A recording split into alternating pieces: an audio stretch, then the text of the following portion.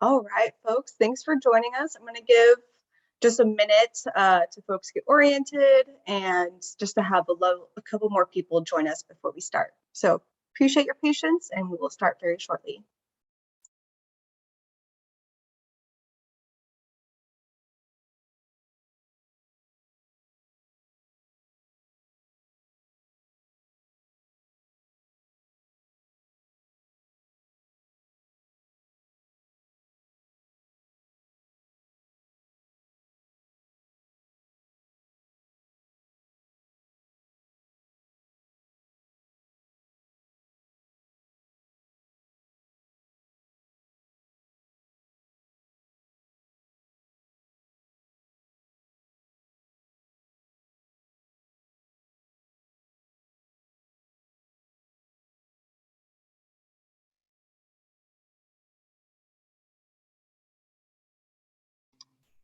All right, I'm going to go ahead and get started. So thank you for joining us tonight. So we are here for Detention Pond Awareness with the City of Brier. So we have Steve Smith here from the city, and then David Jackson, who is my colleague at Snohomish Conservation District.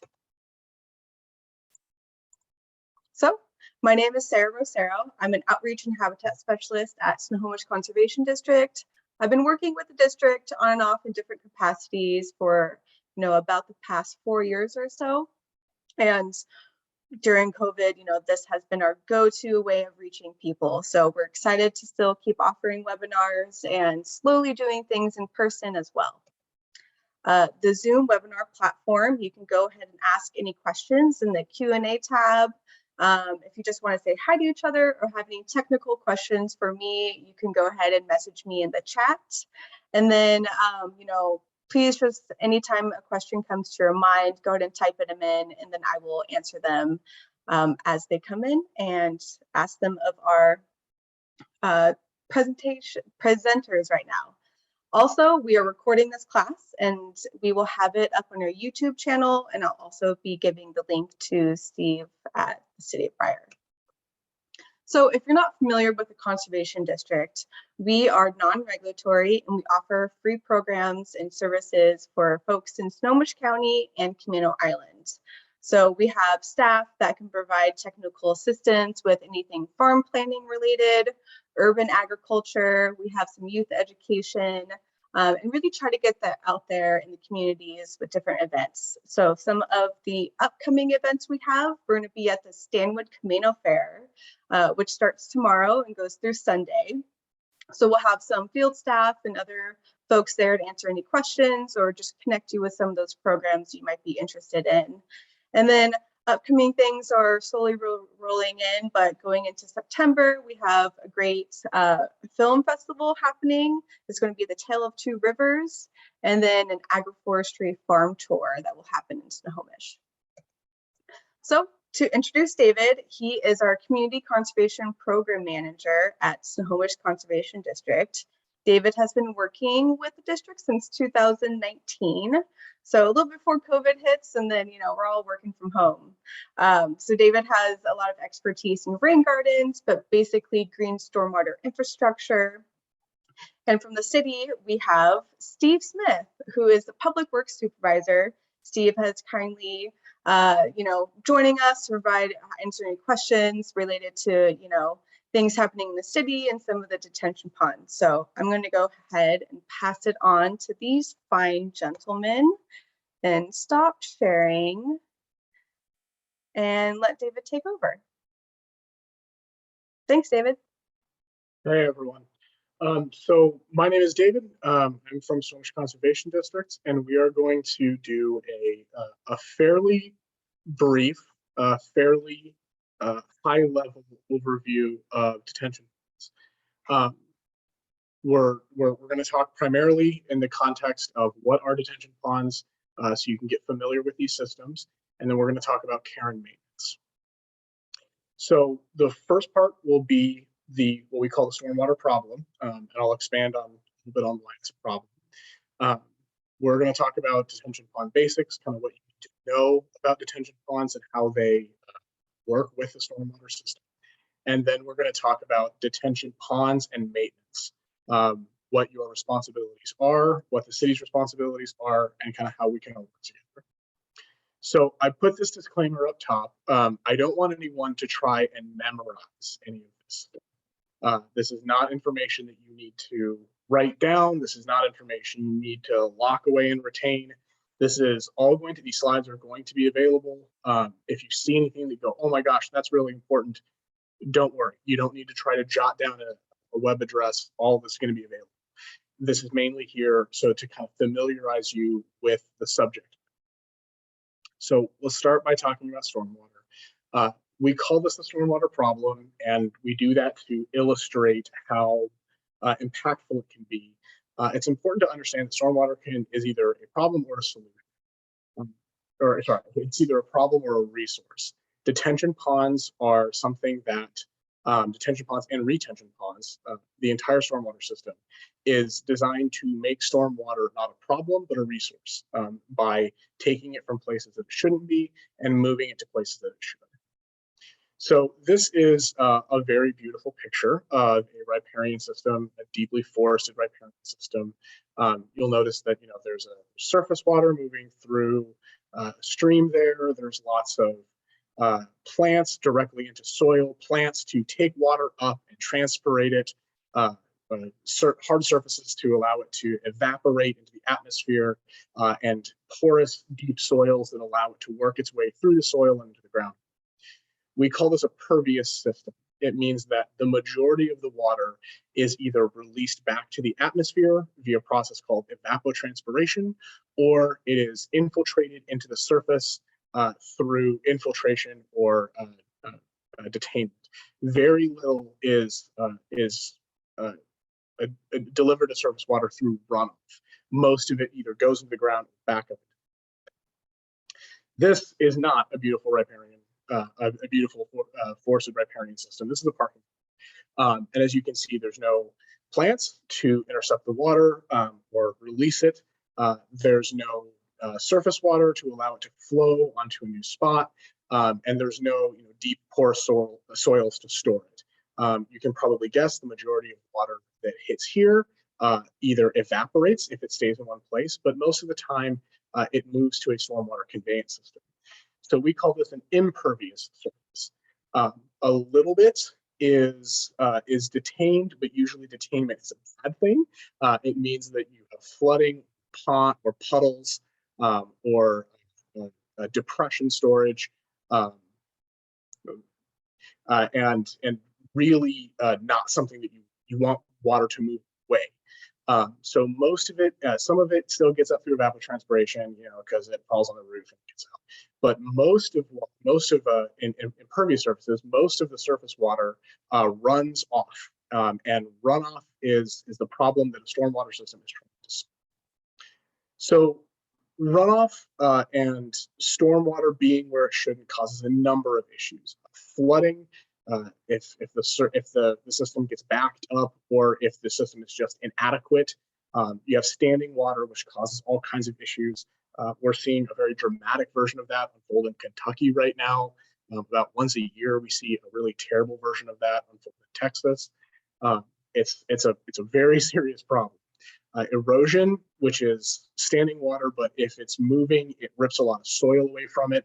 This is primarily an issue for agriculture. It strips out topsoil, but it also means that soil ends up in the water, which causes pollution and infill and all sorts of terrible things. Pollution, as I mentioned, you can see in the bottom left photo there. It's taking stuff from the surface, all sorts of pollutants, pesticides, fecal coliform from dog or bird droppings, oil, hydrocarbons, all sorts of stuff, and it's dumping it into waterways that cause pollution, and then depleted groundwater. If water doesn't enter back into the soil and recharge the groundwater, we get these aquifers that are consistently getting depleted. It's another major issue for agriculture, but it's an issue for anybody who is on a well system as well. So detention ponds. How do they fit into this? Because I've just talked about, here are two systems, they do this stuff. I've talked to a lot about like, this is a bad, impervious surface is a bad system. So how do detention ponds fit into this? Well, detention ponds and retention ponds are closed systems that allow, and I'll explain closed system here in a second, but they are systems that allow water to flow into a designated area, a large depression, where it is either stored long-term, retention, or short-term, detention. And they stay in that system for either until the normal discharge allows, until the system is designed to allow it, or until it infiltrates into the soil. So there's two kinds of general ideas. So I said detention versus retention. It really comes down to, do you have a wet system or a dry system? And some have both. A dry system means that water is not, it's not supposed to have standing water. It will have standing water for a little bit while it's raining or shortly after it's raining, but that water is supposed to flow on and go somewhere else or evaporate or go into the soil. A wet system means that it is supposed to constantly have a wet bottom. They're also called mixed cell systems that will have a wet cell and a dry cell. A wet cell is usually, this is right at the front, a lot of water comes in, it constantly has it. And the dry cell is there for, all right, if the wet cell gets too full, some will spill over, and then it'll be handled by the dry cell. We'll talk a little bit more about both the systems. Again, this is just to familiarize you with these terms, wet cell versus dry cell. They are part of environmental protection. They are there, sometimes they are referred to as settling ponds. That's more of a wastewater term, but some people, you know how contractors are. We've got 1,000 for the exact same thing. But they are part of environmental protection because they actually help clean stormwater before it moves on to wherever else it's going to go. There are a number of places still in Washington where the stormwater has no treatment before it's discharged to a waterway. That's really bad because it means whatever the stormwater is carrying goes directly into that river or stream. Detention ponds give us a chance to kind of let some of those things settle, let some of the plants treat that water before it's discharged. They don't always do the best job, but they are certainly better than nothing. And they're a very important part of environmental protection. And they're a part of your municipality's environmental protection plan, quality plan. They require regular maintenance. These are not sort of set and leave systems. They are natural, so they don't require as much maintenance as like a catch basin necessarily, but they do require a good amount of maintenance to be working. They are usually privately owned, despite what a number of folks generally understand. It's like, well, these are all city things. They're really not. Most of them are privately owned. Most of them are put in by home developers.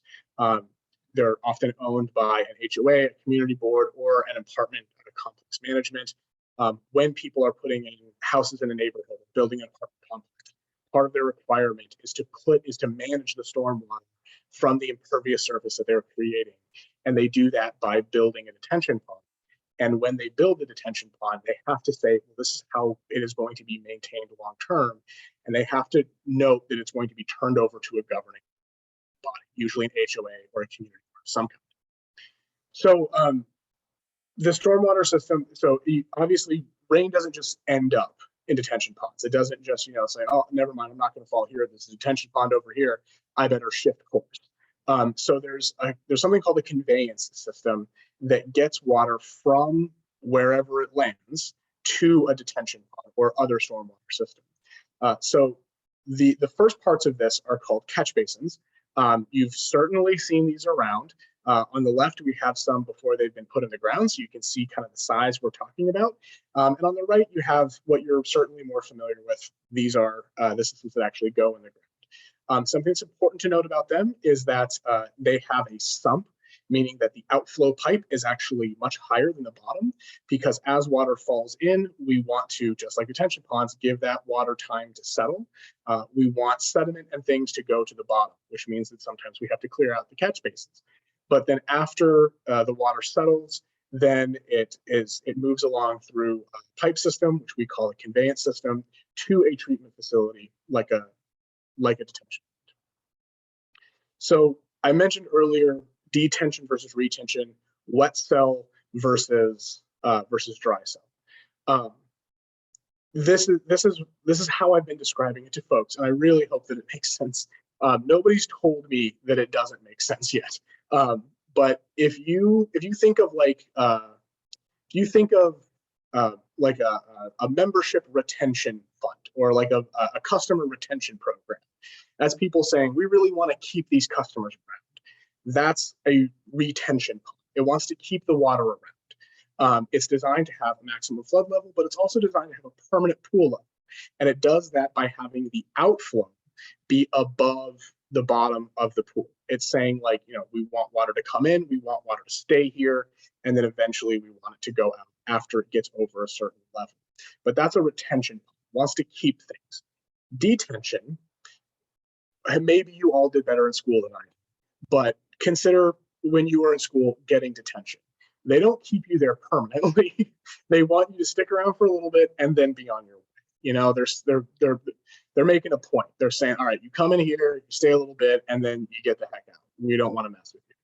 That's a detention pond. It means that the outflow is built below the bottom, and it means that water wants to come in and then slowly work its way back. It does not want to keep water around. It just wants to detain it. So let's focus on detention ponds, because that's primarily what we're talking about here. Every detention pond has certain elements. An access ramp is important because that is how you get in to do maintenance. An inlet is how stormwater gets into the system. An outlet is how stormwater gets out of the system. It also has a pond bottom. As we just discussed, if it's a wet cell, it means that the pond bottom will be significantly lower than the outflow. If it's a dry cell, it means that the pond bottom will be higher than the outflow. It will also have an emergency overflow, potentially a control structure. We'll talk about control structures in a little bit. But the emergency outflow is there for if this pond is about to get fully overloaded, there is a way to just start pumping water on immediately. We don't want these during really heavy rain events. We don't want these ponds, these detention ponds, to overflow and have water spilling out the sides because, as we discussed, these are in residential areas. We're pumping water into these areas. We don't want to turn it into a flooding issue. And then they will always have berms either around the entire pond, and potentially they will have berms dividing cells. If you have a 2-cell pond that is wet and dry, you will often have a berm called a weir between the two. If you do, that requires a little bit of extra sort of special care, but they're really simple systems. But this is the almost all detention ponds have these elements, and they all need to be working for the pond to work. So they all require care. So this is one of the things that I want to encourage you not to try to memorize. The stormwater engineers that I know do not have this memorized. But this is a control structure. And a control structure is really there to ensure that water flows out of the detention, into the detention pond, out of the detention pond in an organized way, and to make sure that the overflow activates when it's supposed to. We're going to talk about control structure maintenance here in a little bit. What I kind of want everyone to take away from this structure, from this image though, is that these are very complicated, and you are not responsible for maintaining this yourself. You really need to get a contractor to do this. You need to get somebody who knows what they're doing and can be safe when doing this. We'll talk a little bit more about that, but just anytime you think, I don't know, I think I could probably handle that, I want you to imagine this image in your mind and just think, oh no, I don't think I have an engineering degree. I don't think I want to. Fencing and security, a lot of detention ponds have this. Fences are usually required only when detention ponds have certain slopes, or when there is a specific risk around sediment. Most places put fences up anyway. It's kind of best practice to just go ahead and put a fence back and make sure that this is covered so that you're protected. This is definitely the right move from a liability standpoint. You don't want anyone wandering in. Sediment, especially if it hasn't been maintained in a while, can be extremely dangerous. Slopes are also very dangerous. It means that somebody could fall in I personally have gotten stuck in a detention pond falling down a slope that hadn't been maintained. And the sediment was deep enough that it was very hard for me to get myself out, and somebody had to pull on my arm and yank me out.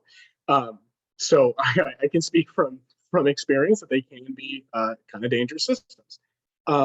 They do have some drawbacks, and I'm not encouraging anybody to take their fence down.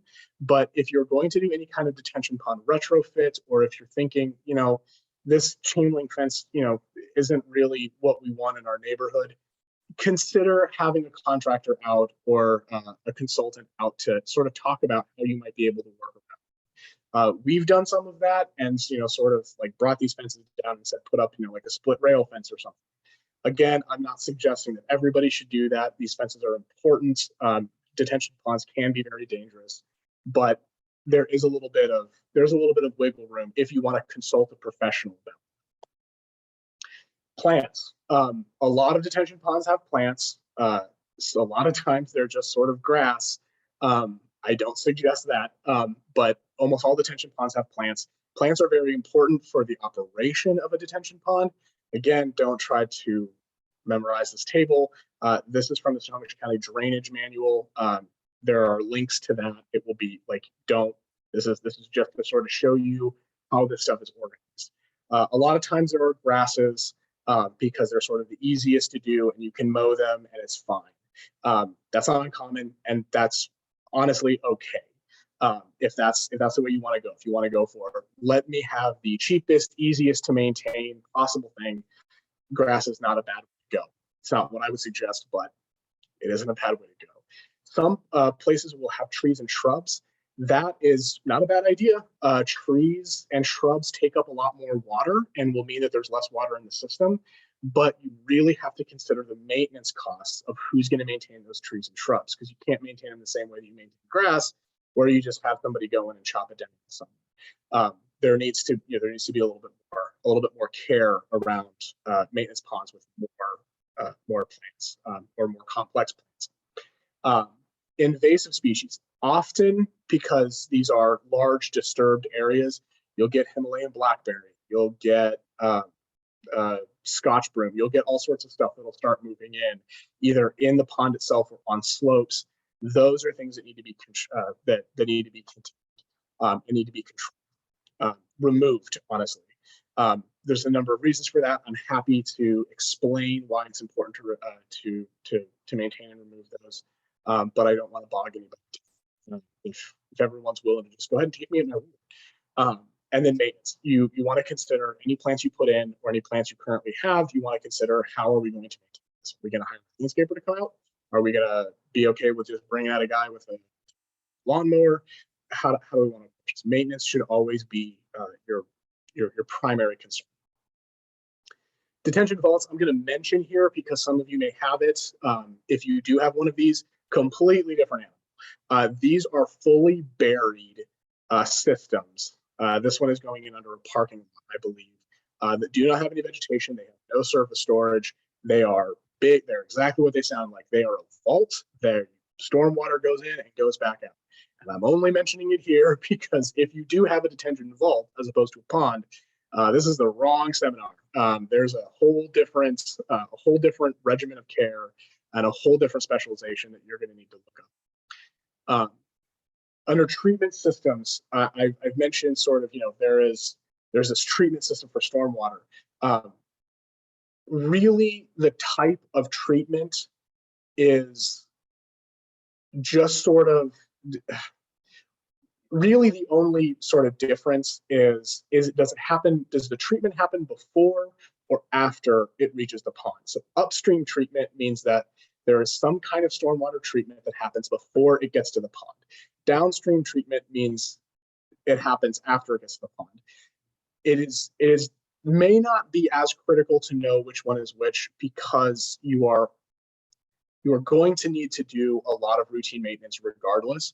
But if you do know, you can specialize your maintenance a little bit better to handle. For instance, if you need to do maintenance so that the water that arrives at the treatment is in a certain condition, that is very important to know. So it is something that's very useful to know, but it's not going to affect all of your maintenance, but it is something that is useful.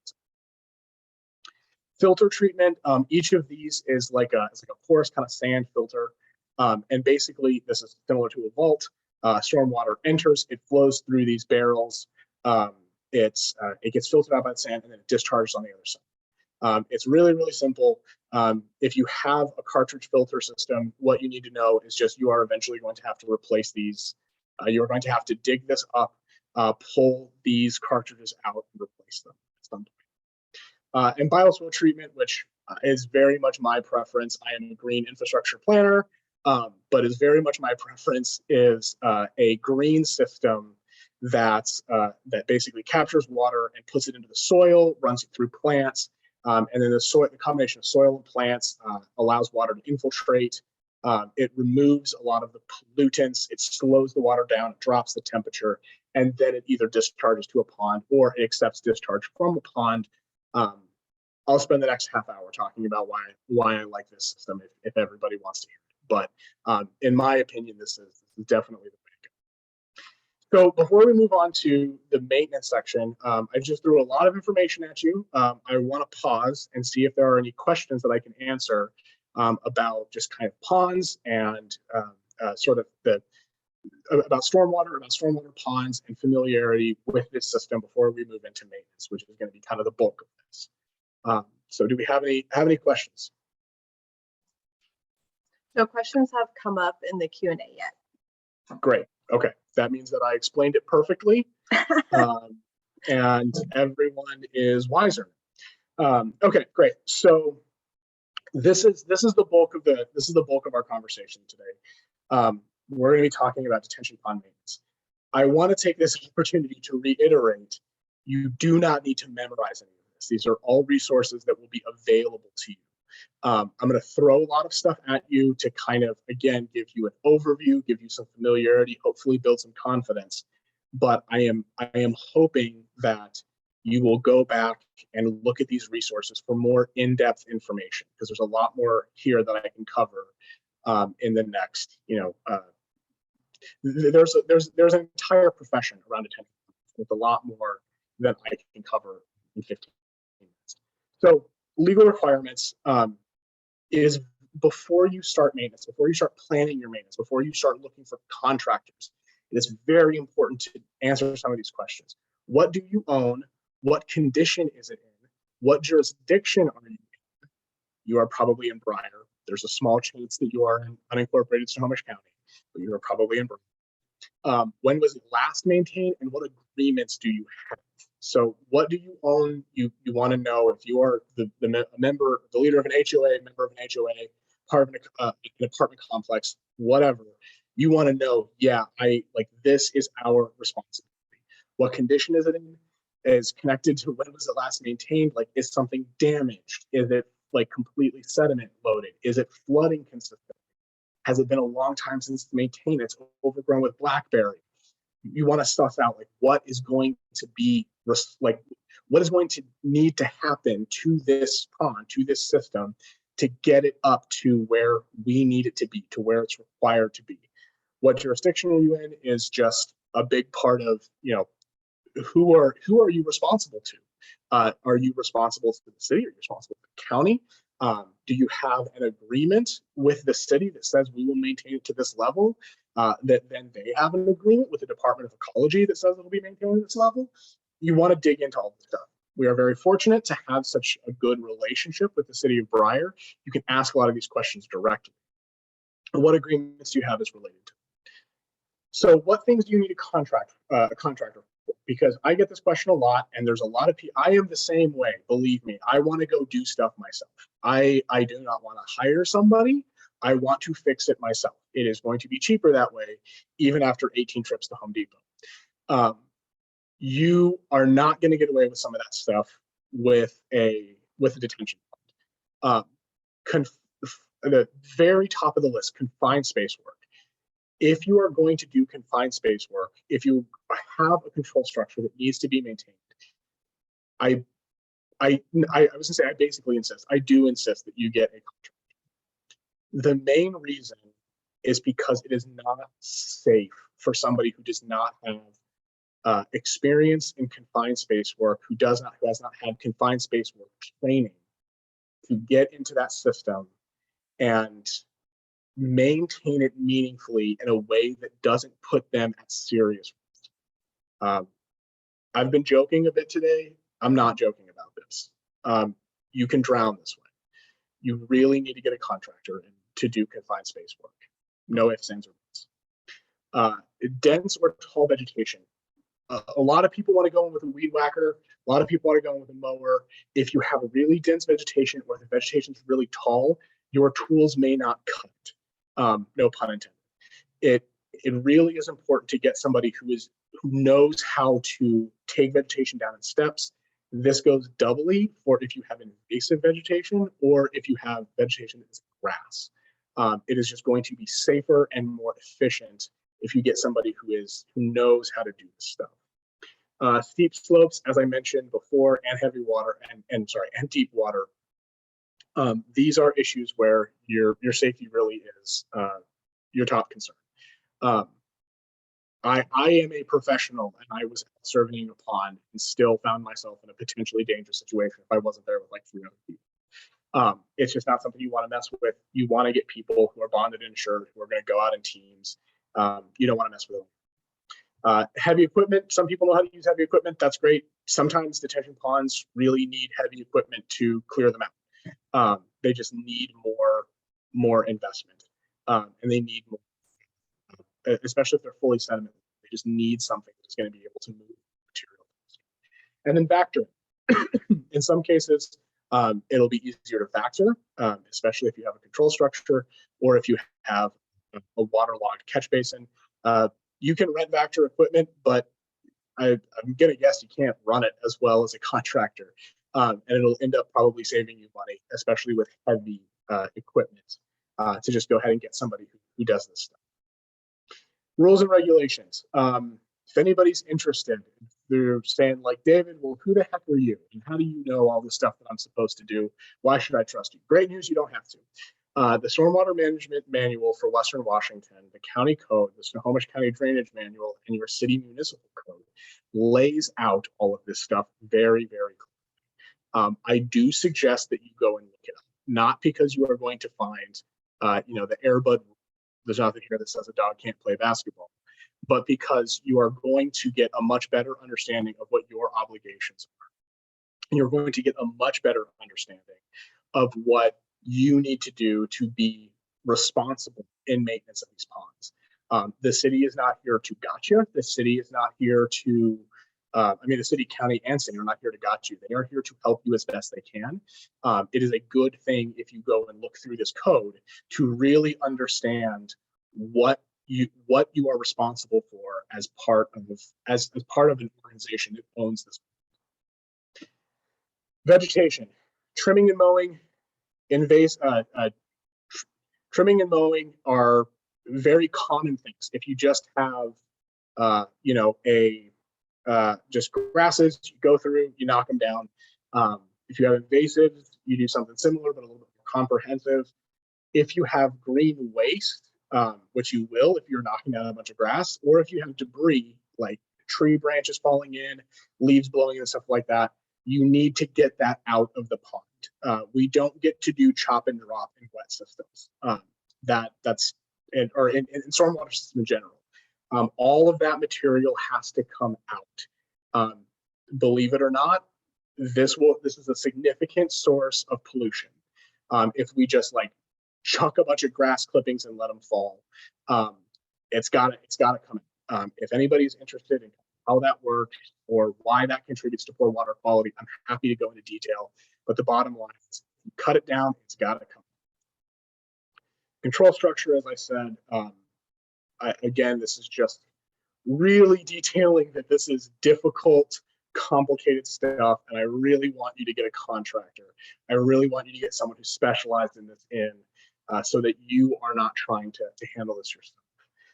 There's a lot of elements to this. I'm not going to go over all of them because I don't think it's helpful and we don't really have the time, but this is a very complicated system. Trash and debris. trash and debris will clog pipes. It will damage structures, and it will lead to pollution. So you want to clear your inlets and outlets. Plant debris is, like we talked about, it's waste. It contributes to pollution. It's got to come out too. I have a note here that you can choose species. You can choose species that don't drop as much, that don't get as tall, that don't drop branches and leaves. You can do some kind of proactive work to make sure that whatever you put in your system isn't going to be a maintenance nightmare for you. Sediment and erosion. These sediment comes in just through the stormwater. It's in the stormwater. It's brought from outside. Erosion is soil that is being basically brought from the sides or the bottom of the pond and being sort of stirred up and deposited. So those are two similar things where you basically have dirt that is being deposited into the system and needs to be dumped. They're often handled similarly, but if you have significant erosion, you need to consider putting something on the sidewalls to try to stop. Maybe replanting grass seed, maybe doing something else. Failed systems. This is the scary part where I talk about how bad everything is. Failed systems results are happen. They have a lot of really bad consequences. If the system floods, that means that the pond that's in the middle of your neighborhood is suddenly spilling over the side. Right into everybody's back or front yards. That's not good. We don't want that. Flooding happens for a number of different reasons, but it's basically just the system being overwhelmed. Pollution is, as we've said, very bad. You do not want this discharging pollution. It doesn't matter if you are upstream or downstream from stormwater treatment. You don't want this stuff discharging. You don't want to overwhelm downstream treatment, and if you have upstream treatment and you are directly contributing to pollution. That's not good either. Overvegetation basically reduces the total volume of the pond, and if you have too much vegetation, I mean, I love plants, but if you have too much vegetation, there's not enough. There's nowhere for the water to go, and the water will overflow and will get bad. Sedimentation is a similar thing. You have loss of volume. That's what happens if you don't clear the sediment out consistently. Slope failure is when something caves in. The erosion I was talking about earlier is part of that issue where it'll start to kind of fall in. That is both a pollution issue. Eventually will cause it will break containment, so you have a flooding issue because the water won't stay where it's supposed to, and you will lose volume. Short circuiting is basically where the water cuts a straight path, so it doesn't stay in the ponding area. It goes straight from the inflow to the outflow. That's less common, but it's really obvious when it happens. And then no ponding, like I said, loss of vegetation. There's no room for ponding. It doesn't hold water. It just either spills over or goes straight to the outflow. Inspection, reporting, and documentation. Your first step in this is to contact the city and to understand what they require. What do they need from you? And in some cases, what do they have from you? If you're taking over an HOA and the previous HOA person did not leave you any good notes, talk to the city. They might have some stuff. It is very important to maintain a schedule as well. This is the sort of thing that becomes very easy to put off, and then it becomes more expensive when you put it off. Maintain a schedule every year, 2 times a year, at this date, we do this. Keep good notes, take good photos, and you always want to consult existing reports. If you have plans for the stormwater system, whatever was the most recent report by the contractor or the HOA person or somebody from the city, you want to hold on to those because they're going to give you the most information about what your next step is. Budgeting.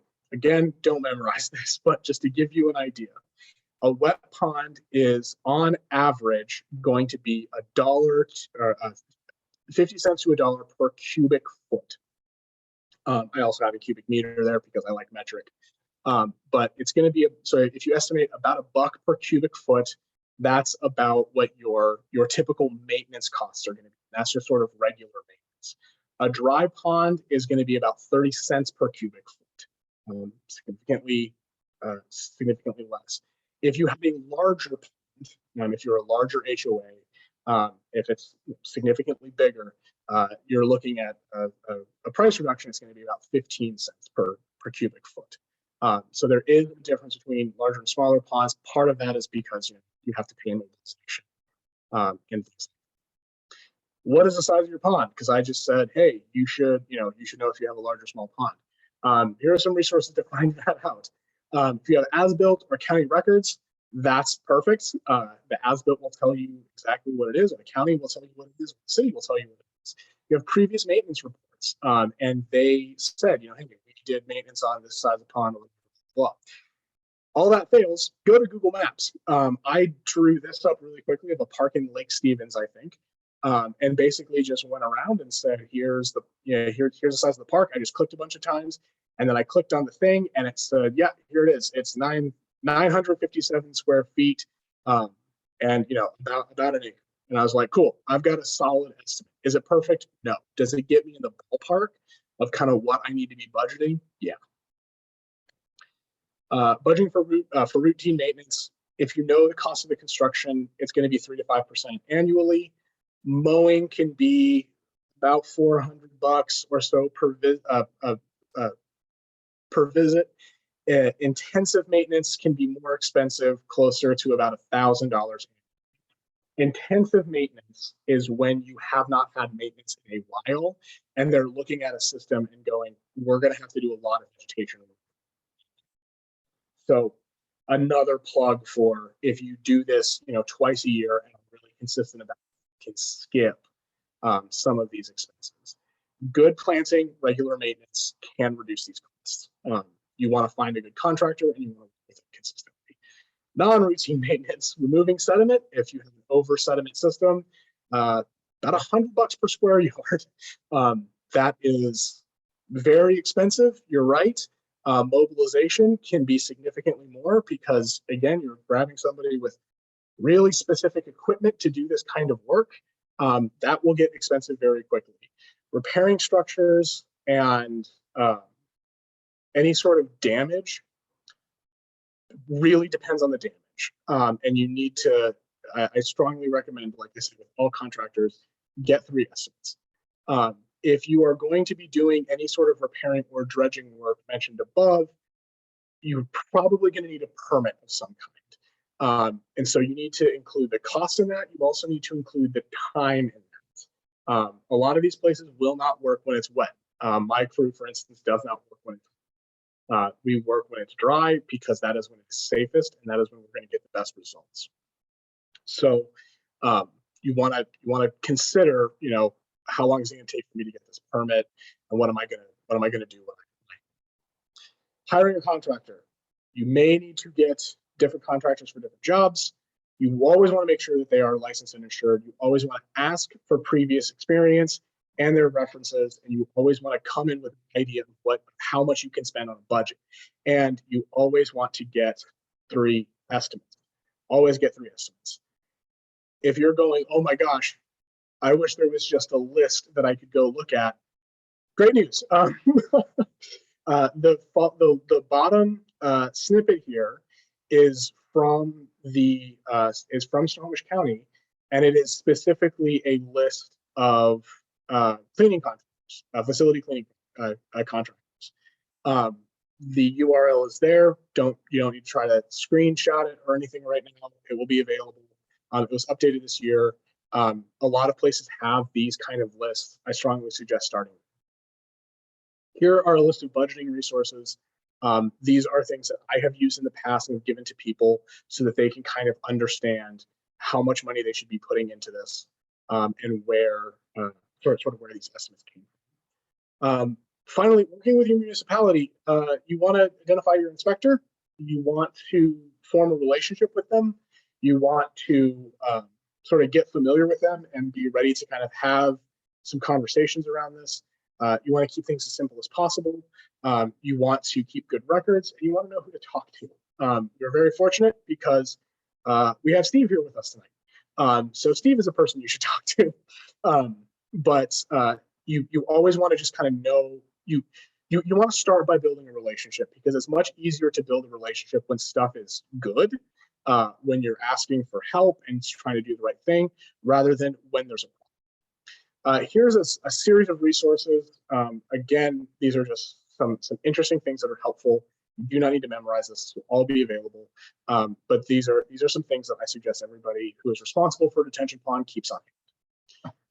Want to say thank you to the city of Brier, and I think with that, I'm done, and I'm happy to turn it over to Steve. Yeah, I just want to thank everybody who's in attendance tonight. Not sure if my video is working here. Looks like it might have. It's working. Okay. Froze on my end. Yeah, I just want to thank everybody who was in attendance and your interest in maintaining your facilities. As mentioned, it's a requirement of our city NPDES permit, and it's also a responsibility of the property owners who have these facilities in their neighborhood. I also want to remind people that if they contact me, my contact information, Steve Smith, is on the city website, or you can call the general city hall number and contact me.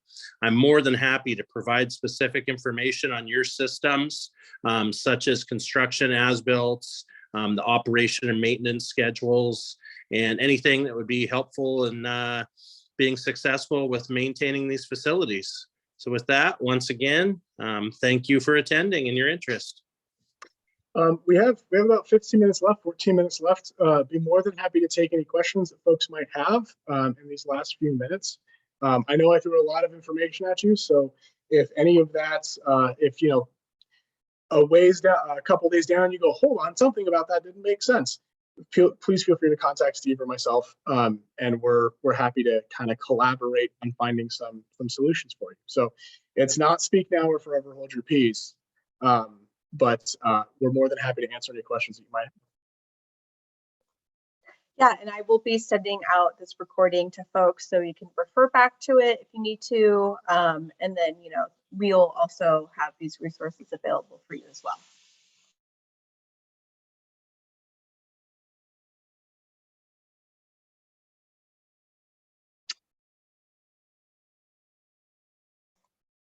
No questions? Have I just been batting 1,000 all evening?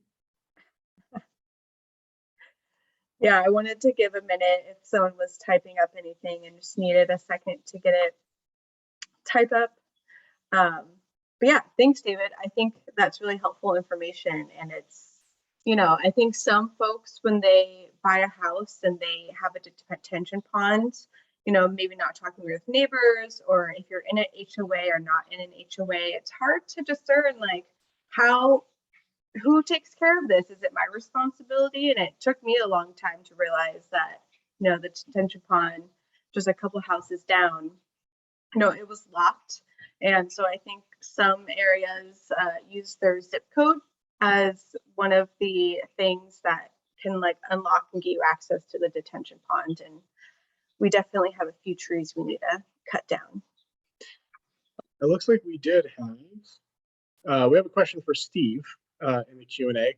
For our inspection report to cover all our HOA homes, do we or our contractor submit to the city with our SUB number, example SUB 99-88?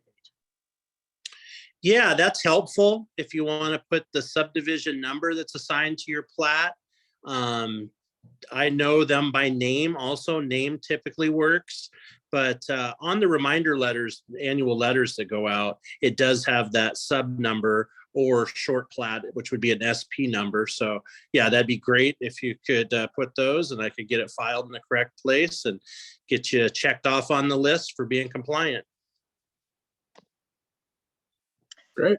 Is that something you usually see contractors submit to you, Steve, or after hiring a contractor, is it the homeowner to submit that?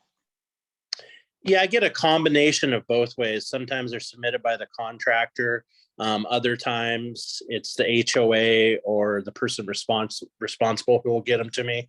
The inspections do have to be done by a stormwater professional. So a lot of times they'll just submit it to me. And I often get the question of, do we have a form, a city form? We do not have a city form. Each contractor, stormwater professional, usually has their own form that they prefer to use. And so we're pretty open on accepting their format as long as it hits all the key inspection points.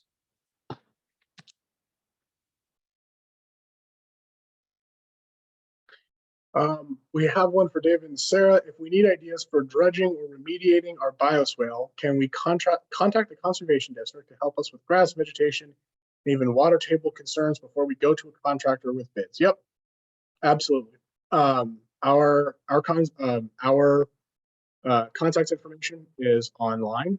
If you go onto the website, go under About Us Staff, you can find either Sarah.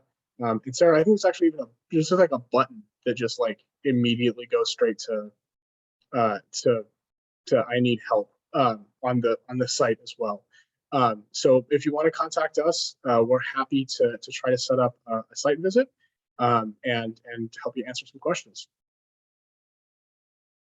That Sarah just put it in the thing. The outreach. Yeah, put an email in. You know, you can email me and I'll get that forward on to David. I will just have to say we're in a really busy part right now. So in some cases, site visits could be up to a month, but we'll definitely get to you, you know, this year, obviously not waiting towards December, but there's a little bit of wait, but we are here to help and can get you on the schedule. When it comes to these kind of things, we will try to make them a priority. Like I said, our crew works during the summer. That's our implementation season. And it means my team in particular that does stormwater stuff is really, really busy. And most of us are definitely out in the field and projects. But we will, no, I am aware that I just said it is very important to consider when you're actually doing this work. So I will do my best to make sure that we get to you with alacrity. Yeah, and that link I put in the chat, that's to our website, and you can kind of just fill out a form that kind of gives you an idea of some of the information we need to really process that. Great. Well, thank you all for your questions. I will make sure that I include some of these resources in my email to you all with the link once it's up on the website. And then feel free to follow up with me if you need to be, you know, connected with Steve and or David. And I just want to take a minute to let everybody know that next Thursday, August 11th at 3:30 p.m., you're more than welcome to join us for a walking tour where we're going to get out between the hours of 3:30 and 5 and look at some of these ponds that were described by David this evening. Yes, thank you for reminding me that. And actually, I will not be on that, but one of our civil engineers, Chuck, will be. And we specifically did that because Chuck is a great resource for answering some of these really specific questions about the function of ponds. So you heard a little bit of kind of the overview from me, but I'm not an engineer. So if you have any specific questions that might be better served by an engineer, make sure that you get on that walking tour because Chuck's a great resource. Yeah, thanks, Steve. Appreciate you mentioning that. Thank you. All right, well, we're going to bid our farewells. I hope you all have a great evening and just really appreciate you all joining. Have a good night, everyone. Appreciate it. Thanks, everyone.